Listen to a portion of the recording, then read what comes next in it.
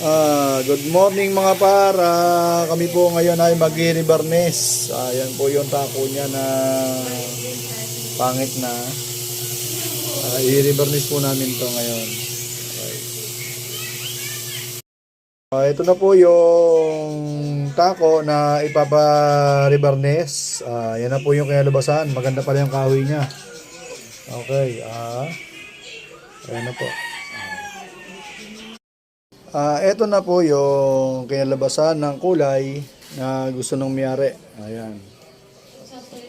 Ayan na po yung kulay na gusto ng may-ari. Ganun yung pusa dito, no? Takbo yung sinelo. Mga para, okay na po yung pinaribarnis na tako. Ito na po yung kinalabasan ng kulay na request niya. Ayan na po. Ayan. Kanina ho, napakadungis niya at maamos. Morning mga para, magkakabit tayo ng kamoy. Kamoy athlete. Okay. Kakabit natin ito ngayon.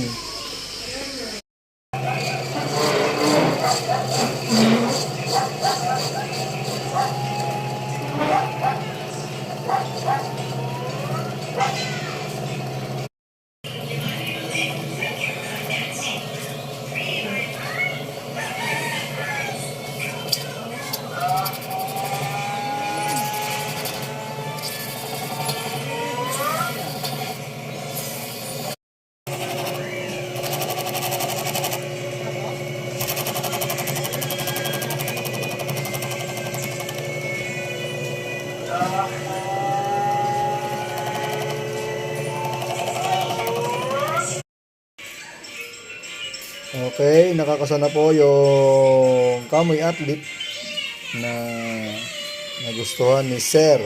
Ayan na po.